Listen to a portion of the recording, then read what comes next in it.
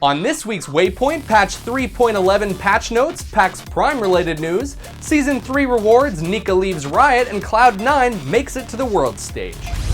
What's up guys, and welcome to Waypoint, your weekly League of Legends recap for September 5th, 2013. I'm your host, Mike Schaffner. Now, before I get into any of the information today, I want to quickly apologize to you guys for the late video release last week. I had some pretty big hard drive failures and some export related issues which delayed releasing the episode until earlier this week. Now, I know that the news is older, but there's still some really insightful information in that episode.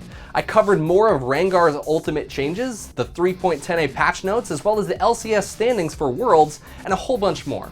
So if you guys want to catch up on all of last week's news, please be sure to check out the video by clicking right here. Alright, moving on to some of the new stuff from this week, but before I get into all the fun stuff that came out of PAX, patch 3.11 has come with some hefty champion changes.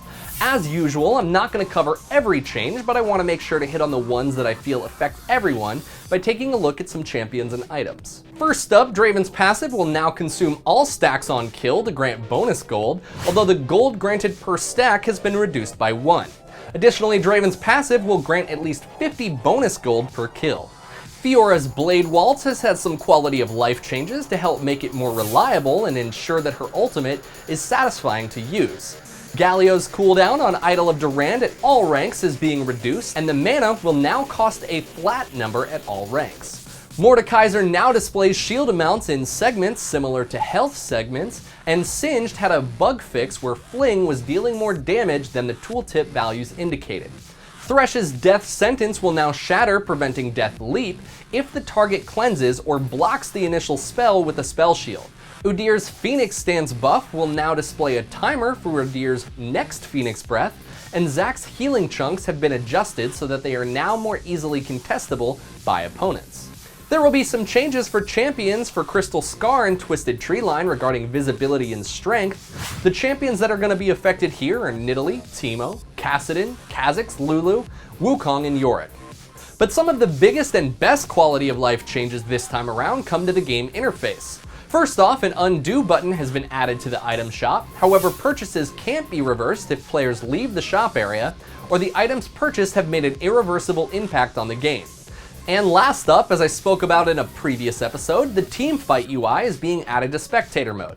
This mode will give great assistance to shoutcasters and viewers as it gives a central point of focus during teamfights. Equipped with a ranged indicator, at a glance you can easily see who's participating and winning in any given teamfight.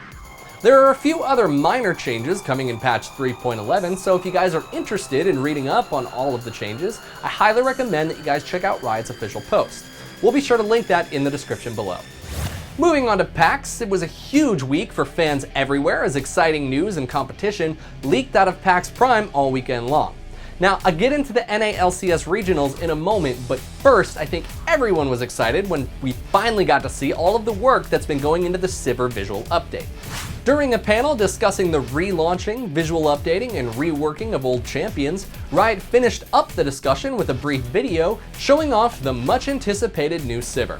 This was a champion that Riot has been hard at work on, and we're being very careful theming an Amazonian nature into a rework.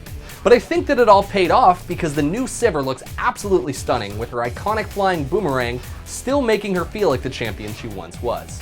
However, Iron Stylist was quick to remind everyone that what was shown is still a work in progress. He goes on to say that she will be releasing soon, but will not be the next immediate content from the relaunch team. During Riot's Community Day on Monday at PAX Prime, Rioters performed another live art demo for community skin ideas. Much like Dunkmaster Darius from last week's episode, this time around the crowd chose Pizza Delivery Sivir. Again, like last week, note that these demos aren't promises of new skins, and that if they did make it to the game, they could be incredibly different. However, this didn't stop Matt Com from taking his own spin on the new champion. Best known for some of his other sketches that become skins in the game, Matt finished up his picture in flying colors, or maybe just flying pizza. Wait, would this skin use the pizza box as a boomerang? Shut up and take my money! A pretty neat pool party themed poster went out during PAX. Yeah, try saying that 10 times fast. To snag one of these, you'll have to be either extremely lucky, participate in one of the cosplay experiences, or be willing to shill out $30 on eBay. Taking a look at the poster, it clearly highlights all of the new pool party champions, but look closely and you might notice a few more. Lux, Ahri, Morgana, and maybe even Vayne, but who's this colorfully decorated champion?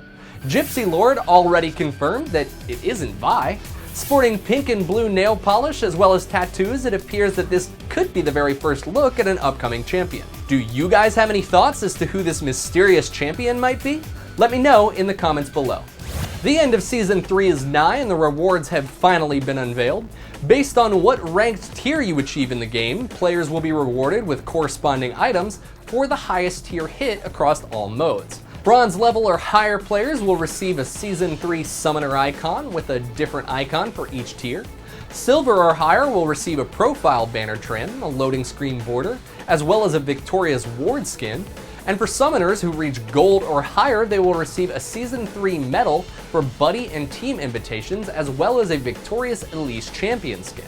For questions regarding rewards, how to participate, and how to receive them, be sure to check out the Season 3 reward fact that will be linked in the description below. And finally, a bit of sad news for most of the community this week, as it appears Nikasaur will be parting ways with Riot to pursue other opportunities. In a personal blog post, she reflects on how she started the day after Season 1 began, and how much the community and player support team has evolved. Because of this departure, this will also mark the end of the Summoner Showcase, and episode 113 will be its last. It's sad to see Nika and the show leave Riot's rotation. Summoner Showcase was a great series and had a lot of influence on me when I was conceptualizing Waypoint. Nikasaur, you will be missed, but on another note, hey Riot, you looking for a show to take its place? Shameless plug! Let's move on to some esports that went on during PAX Prime, but before I do, I want to tell you guys about a sponsor that helps make this show possible. Audible.com is a wonderful service that offers hundreds of audiobooks and are available right now for download. For those of you who are excited over the new lore that's being added into League of Legends, that's because Riot's doing such a phenomenal job presenting us the lore instead of forcing us to read it. And that's why Audible's so great.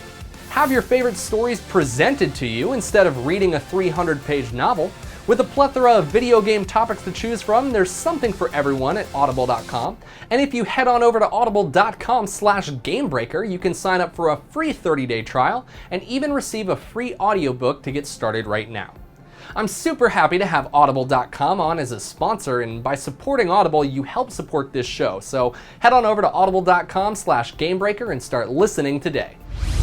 Day 1 of the NA Regionals promised to entertain fans with two classic rivalries, TSM vs CLG and Dignitas vs Curse. Reginald and the TSM crew won their first two games of the quarterfinals and knocked CLG out of the running for the World Championships. Game 1 was a close match and CLG had the lead until a team fight breaks out in their bottom lane. Where is the damage? There's the crescendo, they lock it down! That's what they wanted! A huge command shockwave! The health bars are just bloody red! Odd1 versus Double It! Odd1's ignited! Wild Turtle comes up, and the ace coming in! 38-30, 12-10, and an unexpected ace in the bottom lane. Team Solo Mid uses a Baron to go for the win in Game 1. Game 2 was like deja vu as CLG looked to have an early lead, but a baited Baron by TSM and a failed Sona ult on the top lane quickly changed things in their favor. Day 2 started with CLG facing Curse in the 5th place match to decide who would get a guaranteed spot in Season 4. CLG's Double Lift carried his team to victory in the first match on a Fed 7-0 6 Tristana. During Game 2, a well-coordinated CLG showed how teamwork and communication can save the lives of your team. CLG takes their spot in Season 4, and Curse now has to battle it out in the promotion tournament to see if they'll be returning. Vulcan faced TSM in the first semi-final match of the day. Reginald showed a lot of aggression early on, with Ahri forcing teamfights and securing Dragon.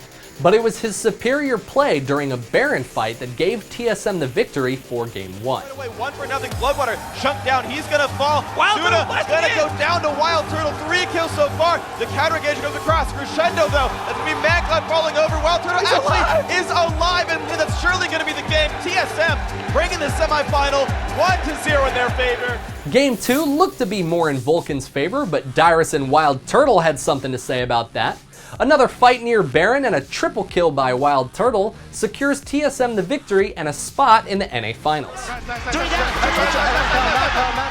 Dignitas faced off against Cloud9, and some started to think that Dignitas would finally take down the monster that's Cloud9, but Kiwi Kid's early lead on Shen wasn't enough to save his team from Cloud9's superior skills.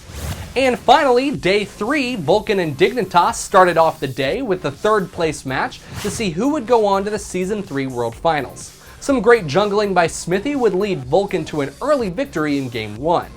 When Game 2 started, it didn't look much better for Dignitas as Vulcan was able to easily steamroll through the competition. Vulcan takes the win and secures their spot in the LCS World Championships. That's what else, baby. Lastly, TSM faced off against Cloud9 in a best of 5 for the NA regional title.